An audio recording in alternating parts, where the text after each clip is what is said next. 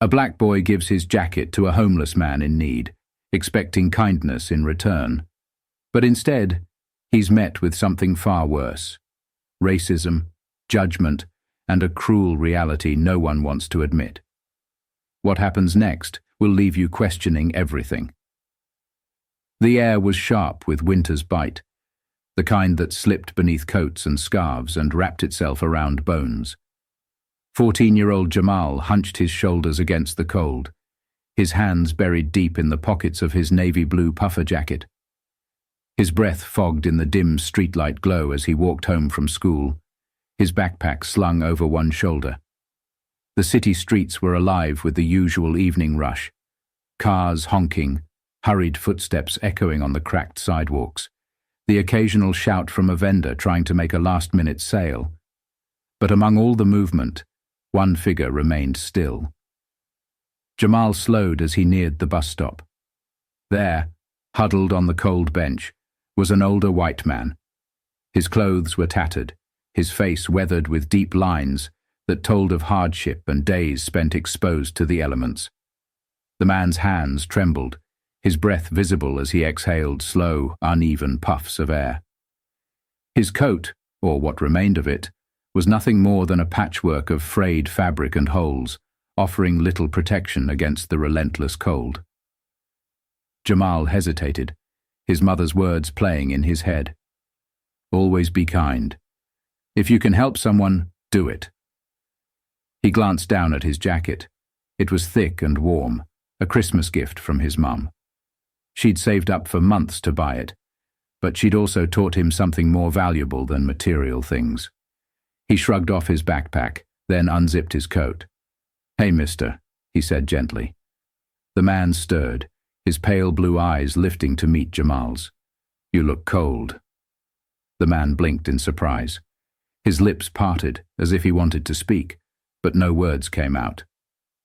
His gaze flickered to the jacket Jamal held out to him. "I want you to have this," Jamal said. For a moment, silence hung between them.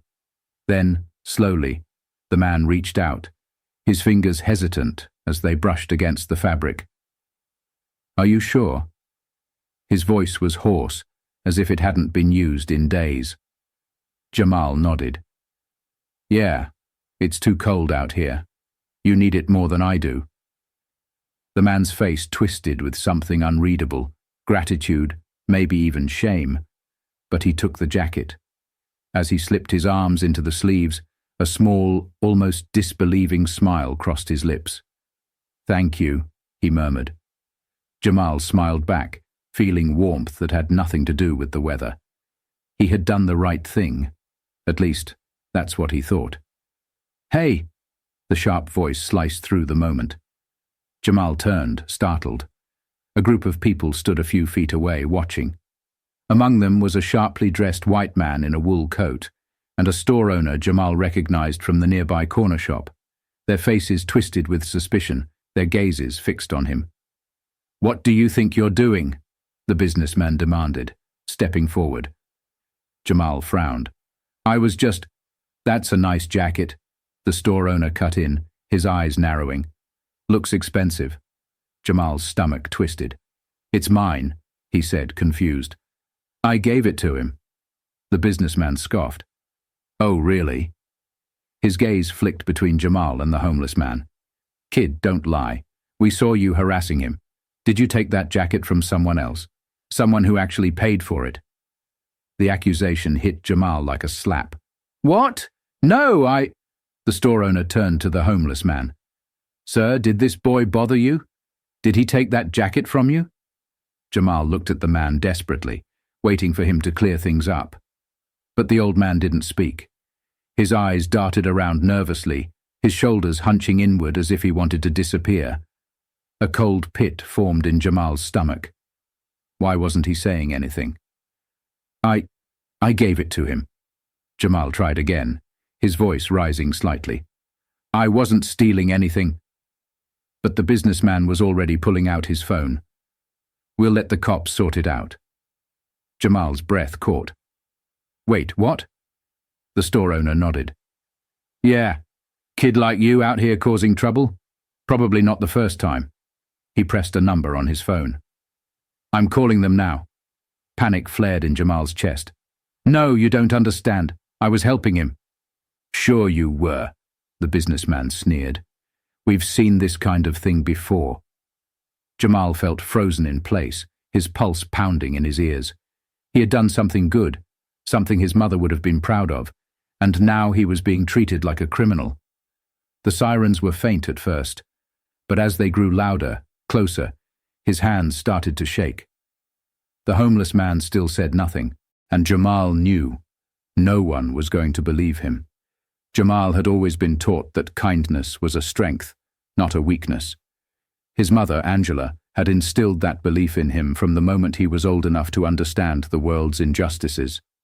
A single mother, she worked tirelessly as a nurse, often pulling double shifts to keep food on the table and the lights on in their small apartment. Despite her exhaustion, she never let hardship dull her spirit, and she never allowed Jamal to believe that he was anything less than extraordinary. Jamal was a bright student, the kind of kid teachers praised and classmates admired. He excelled in his classes, especially history and debate, where he found his passion for justice. It wasn't just academics that made him stand out. He had a natural way of making people feel seen and heard. He volunteered at community events, helped his neighbors with groceries, and always looked out for kids who were picked on at school. His dream was to become a lawyer, to stand in courtrooms and fight for people who had no voice, just like the civil rights leaders his grandmother used to tell him about. His grandmother, a fierce activist in her time, had seen the world change, but not enough. She had marched in protests, written letters to congressmen, and spent her life pushing for equality. She always told Jamal stories, of victories and heartbreaks, of heroes who stood their ground, even when the world pushed back. Those stories shaped him, made him believe that justice was worth fighting for, even when it seemed impossible. But for all of Jamal's achievements, he wasn't blind to the way the world saw him. He knew what it meant to be watched closely in stores, to be followed by security guards who assumed the worst. He had been told to keep his hands out of his pockets when shopping, to never run in public, to always be polite when spoken to by an authority figure. Angela had drilled these rules into him, not out of paranoia, but out of necessity. "Just do what they say, baby," she told him once, her voice thick with unspoken fear. "Come home safe. That's all that matters." Jamal hated that reality. He hated that no matter how good he was, how many good deeds he did, some people would always see him as a threat. And tonight, outside that bus stop, that truth had slapped him in the face harder than ever. While Jamal struggled with the weight of being judged before he even spoke, the homeless man, David Langford, was haunted by the opposite. He had once been a powerful man, a self-made millionaire with a name people respected. But wealth had not made him immune to failure. When a high-profile scandal rocked his company, he had lost everything: his business, his home, his reputation. The media had torn him apart, and rather than fight, he had walked away from it all. He had chosen obscurity, convinced that the world had no use for him anymore. He had wandered from city to city, sleeping in shelters, on benches, under bridges. He learned what it was like to be invisible, to be nothing more than an inconvenience people ignored or pitied. But when Jamal had handed him that jacket, something shifted. It wasn't just warmth the boy had given him. It was dignity, a reminder that maybe the world wasn't as cold as he had come to believe. Yet, when the moment came to speak up for the boy, to defend him against the unjust accusations, fear had paralyzed him. Jamal's kindness reminded David of the world he used to believe in, one where good deeds mattered, where integrity was enough. But in that moment, as he watched the boy get accused of a crime he didn't commit, David had also realized something far more painful. The world had never believed in Jamal the way it had once believed in him. And that truth weighed heavier than any jacket ever could. The wail of sirens sliced through the cold air, and Jamal's stomach clenched. The flashing red and blue lights bathed the street in an eerie glow as a police cruiser pulled up to the curb. Doors slammed, and 2 officers stepped out, their expressions unreadable, but their posture stiff with authority. Jamal's breath came shallow as they approached. He knew the routine, had been warned about it by his mother, by his teachers, even by his older cousin, who once spent a night in jail for matching a description. A white officer, his name tag reading Morrison, took the lead. "What's going on here?" His eyes landed on Jamal, then flicked to the homeless man, David, still wearing the jacket. Before Jamal could speak, the businessman stepped forward, all righteous indignation. "This kid was mugging that man," he said, his voice firm and confident, as if he had personally seen Jamal grab the jacket and run. The words hit like a slap. Jamal's eyes widened. "No, that's not what happened. I gave it to him." Morrison didn't look convinced. "That right?" He turned to David. "Sir, is this your jacket?" Jamal turned too, searching David's face, pleading with his eyes. "Tell them the truth. Say something." David's lips parted slightly, his face pale beneath the streetlights. But he hesitated. His gaze dropped to the ground, his shoulders shrinking in on themselves. Jamal's chest tightened. Why wasn't he saying anything? The businessman scoffed. "Look at him. Poor guy's scared out of his mind. Probably afraid to say anything because this punk might come after him later." "Punk?" Jamal repeated, his voice rising in disbelief. Morrison turned back to him. "What's your name, kid?" Jamal swallowed hard. "Jamal Carter." "You got any ID?" Jamal reached into his backpack, hands shaking, and pulled out his school ID. Morrison barely glanced at it before turning to his partner, a black officer named Rodriguez, and muttering something under his breath. Rodriguez's face remained blank, unreadable. Morrison turned back to Jamal. "So, Jamal, why don't you tell me exactly what happened here?"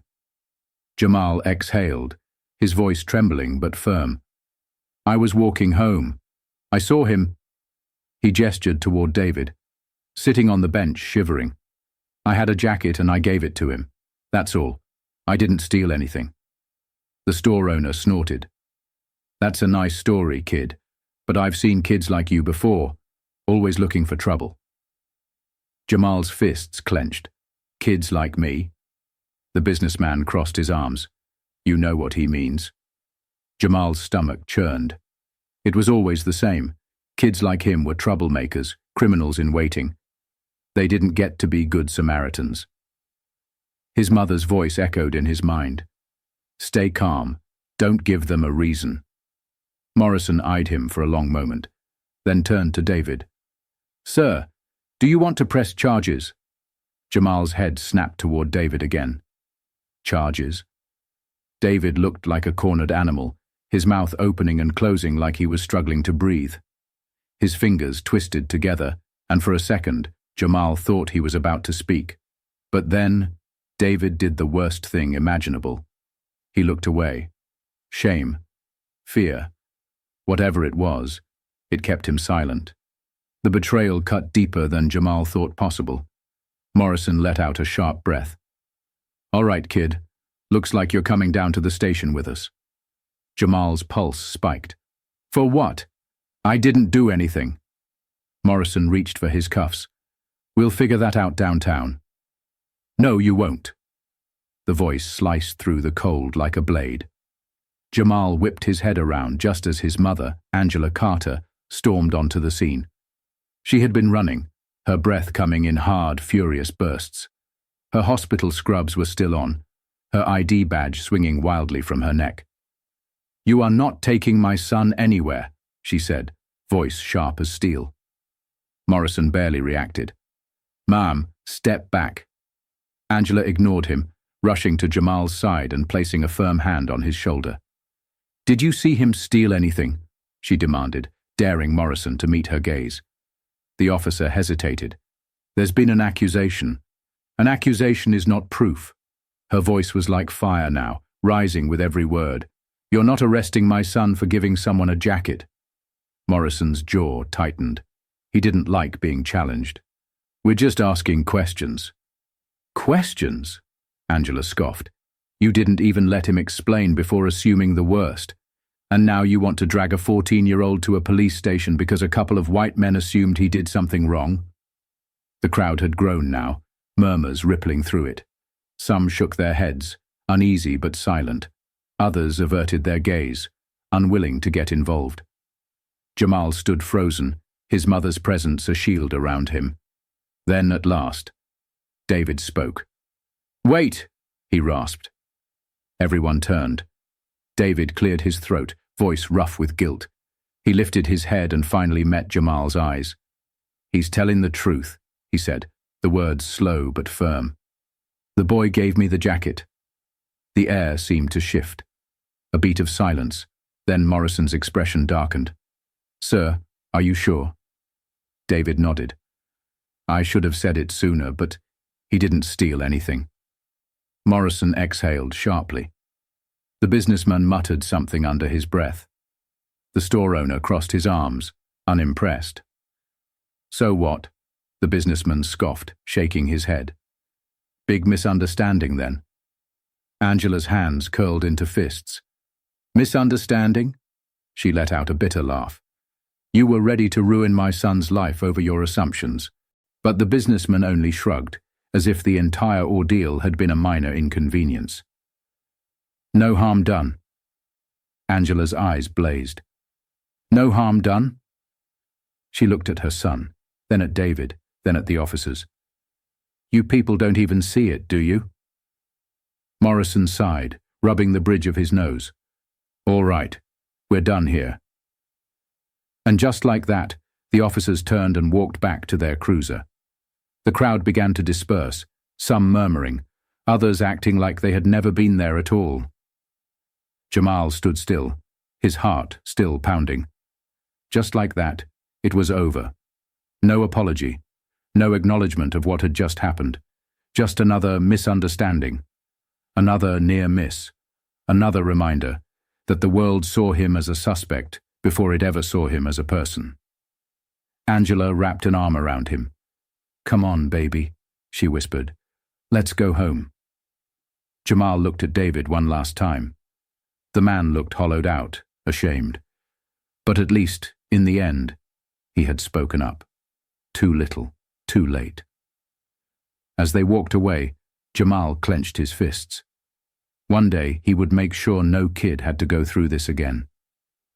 David lay on the cold pavement that night, his back pressed against the hard concrete behind a convenience store. He pulled Jamal's jacket tighter around him, but no amount of warmth could ease the chill seeping into his bones, the kind that had nothing to do with the weather.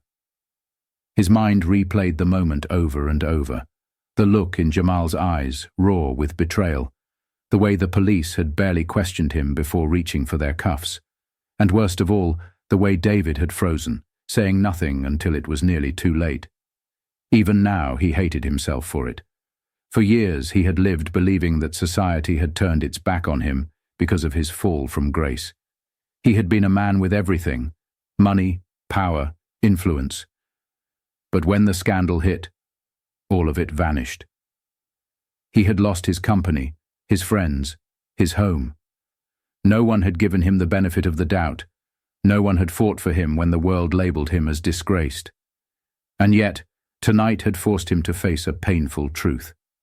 Even now, at his lowest, the world still gave him something Jamal never had: belief.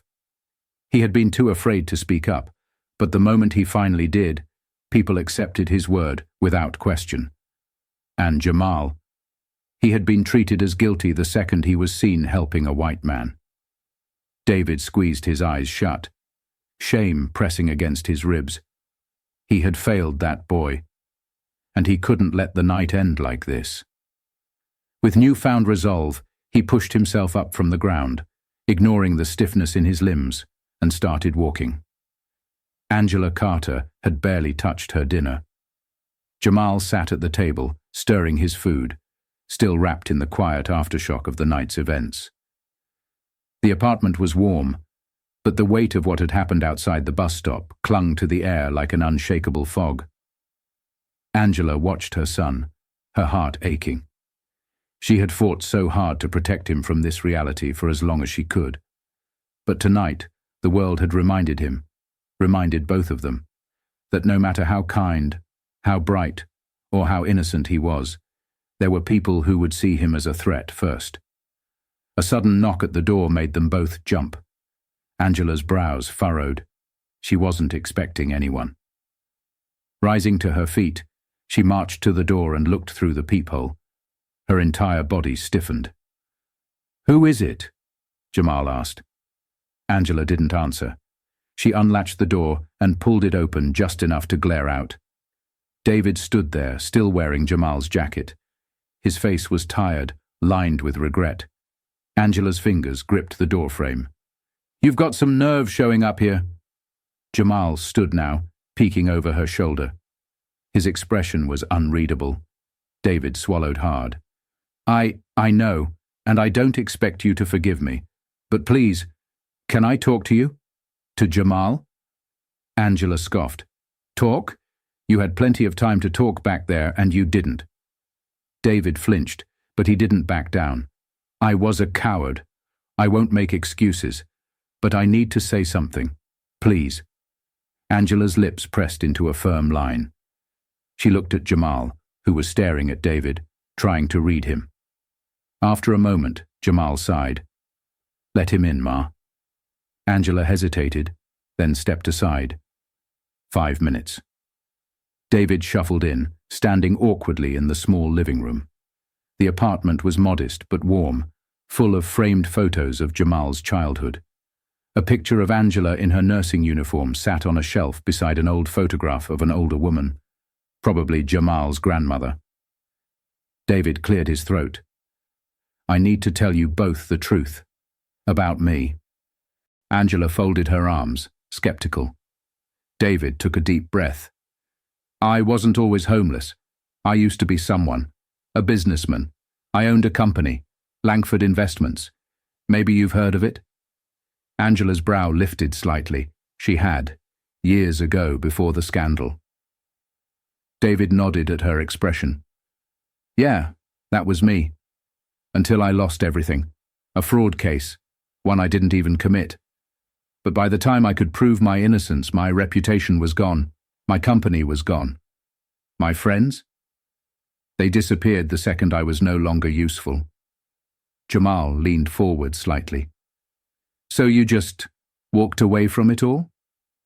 David let out a bitter laugh. "Yeah, figured. If the world was going to treat me like I was nothing, I might as well be nothing."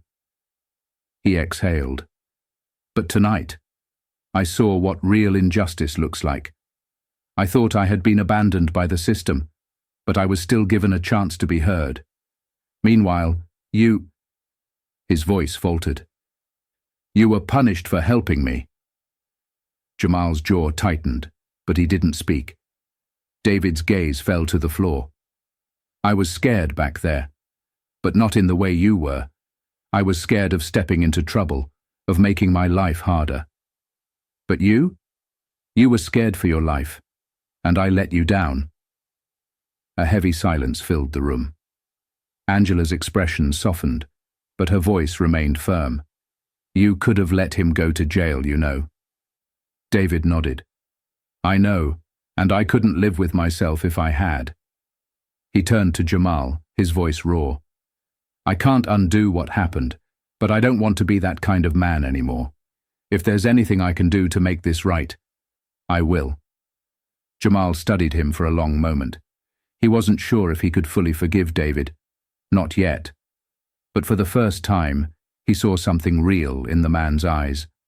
Not just guilt. Resolve. "Then prove it," Jamal said simply. David nodded, as if he had been expecting that answer. "I will." Angela let out a slow breath and stepped back. "Then let's see if you mean it." The air in the room shifted, the weight of the night still lingering. But something else was there now too, the first spark of redemption. The next morning, David woke with a fire in his chest, a fire he hadn't felt in years. Last night, standing in Angela Carter's living room, Looking into Jamal's tired but defiant eyes, he had made a choice. He would not be silent again. For too long, he had believed that his fall from wealth had taught him everything he needed to know about injustice. But what happened to Jamal wasn't about losing status. It wasn't about being cast out of boardrooms or ignored by former colleagues. It was about being dehumanized before he even had a chance to speak. David needed to set things right, and he knew exactly where to start. The bell above the corner store jingled as David stepped inside, drawing the immediate attention of the store owner, Carl Everett. The older man's face twisted in irritation the moment he recognized him. "You again?" Everett scoffed, adjusting a box of cigarettes on the counter. "What do you want?" David didn't hesitate. He stepped forward, voice steady and firm. "I want to talk about what happened last night." Everett scoffed, crossing his arms.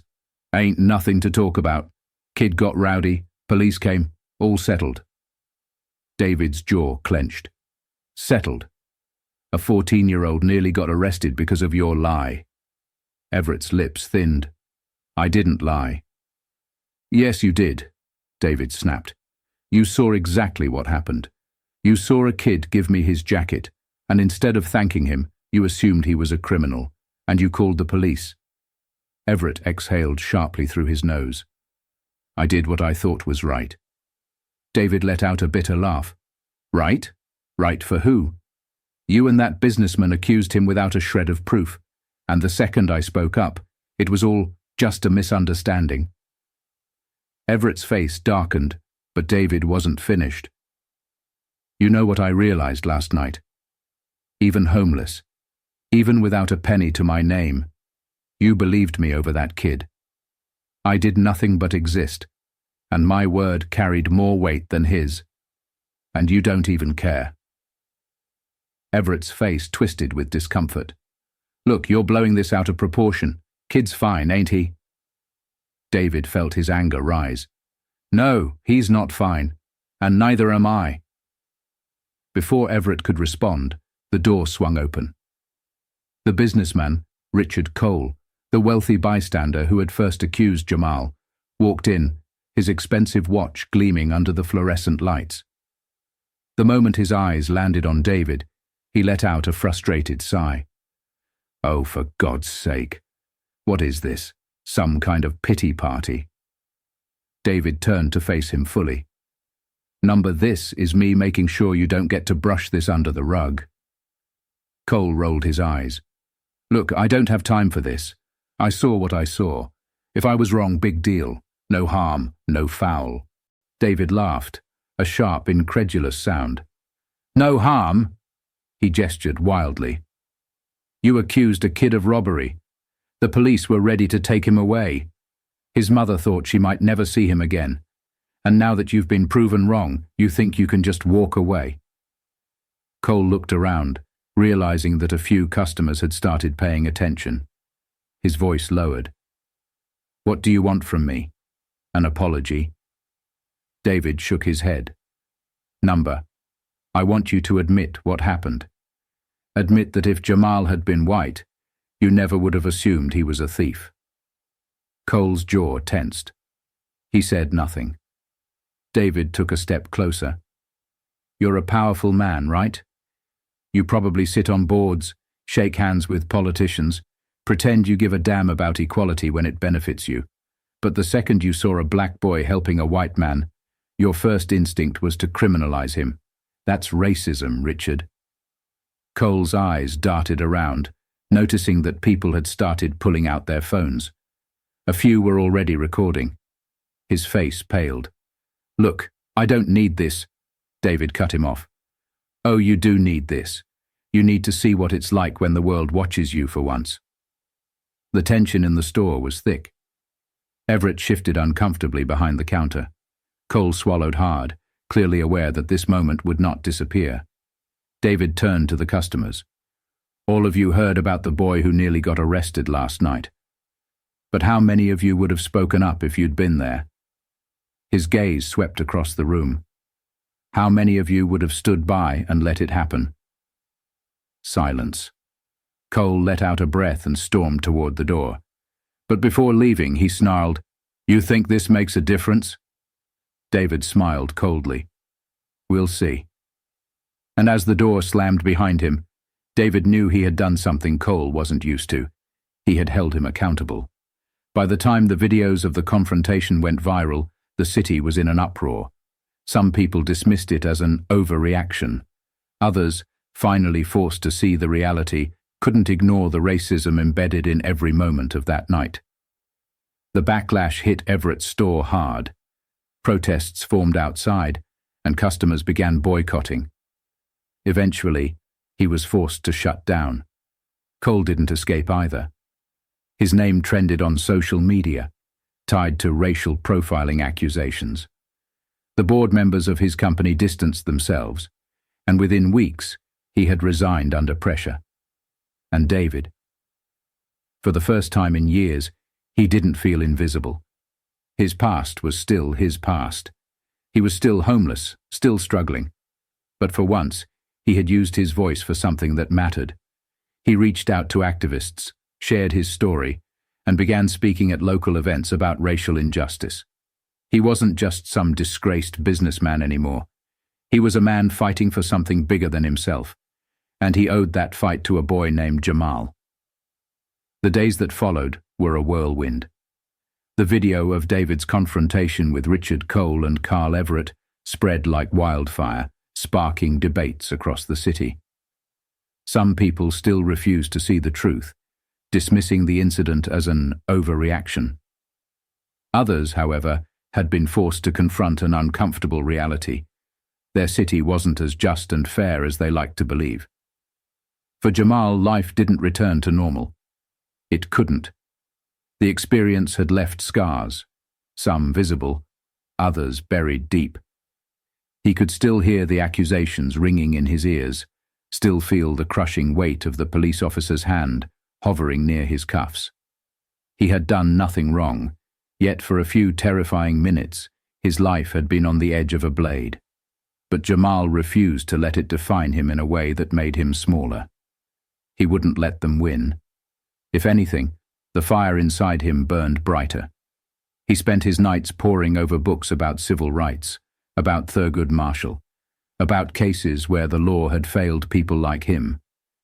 He debated harder in school, his arguments sharper, more passionate. Before, becoming a lawyer had been a dream. Now it was a mission. His mother watched him with equal parts pride and sorrow. She had always known the world would teach him hard lessons about race, but she had prayed he wouldn't have to learn them so soon. Still, as she saw the determination in his eyes, she knew her son would change the world. David too found himself transformed. For years he had wandered, convinced that he had nothing left to give the world. But Jamal had given him more than just warmth that night at the bus stop. He had given him purpose. David knew he could never erase his silence in those critical moments, but he could make sure he never made that mistake again. He started small. He reached out to local shelters, volunteering to help other homeless individuals navigate job searches, rebuild their resumes, and find resources. Then he spoke at community centers about privilege, race, and accountability. People listened. They had to. It wasn't long before his story caught national attention. A journalist covering the viral video reached out, wanting to hear his side. David spoke openly about his past, how he had once been a wealthy businessman who had everything, and how losing it all had forced him to see the world differently. But more than that, he talked about Jamal. He told the world about a boy who had shown more strength and integrity than most men twice his age. A boy who had been criminalized for his kindness. A boy who, despite everything, refused to let the world break him. For the first time in years, David didn't feel like a failure. He felt like a man with something to fight for. One afternoon, a few weeks after everything, Jamal walked home from school and noticed a small crowd gathered near an old brick wall in the neighborhood. Curious, he walked closer, weaving through people until he saw it. A mural. A massive, breathtaking painting of a young black boy, handing a jacket to a homeless man. It took him a moment to realize it was him. Jamal's breath caught. The details were striking, the determined look in his eyes, the way his hand stretched outward, offering warmth without hesitation. The man receiving the jacket was painted with weathered lines, but his face was no longer burdened with shame. And beneath the image, painted in bold, unwavering letters, were the words, "Kindness sees no color, but the world does." Jamal turned, searching the crowd until his eyes landed on David. The older man stood a few feet away, hands in his pockets, a small smile tugging at his lips. He looked stronger than before, no longer just a man lost in his past, but someone moving forward. Jamal walked up to him, still taking in the mural. "Did you do this?" David shook his head. "Not alone. Some local artists, a few people who saw what happened that night. They wanted to make sure people remembered." Jamal's throat tightened. Remembered, not as a misunderstanding, not as some controversy that would fade, but as a moment that mattered. Angela approached, standing beside her son. She looked at David, at the mural, then back at Jamal. "It's beautiful." David nodded. "So is the message." He turned to Jamal, his expression serious. "You changed me, kid, and I think you're going to change a whole lot more." Jamal exhaled, staring up at his own painted face. He thought about everything, the fear, the anger, the betrayal. But he also thought about the people who had stood up, the ones who had finally listened. Maybe the world still had a long way to go, but so did he. And one day he would stand in a courtroom, defending kids just like himself, fighting so that no one would have to feel what he felt that night. For now, though, he simply let himself take it all in. The mural, the message, the proof that no matter how much the world tried to erase moments like this, they would not be forgotten.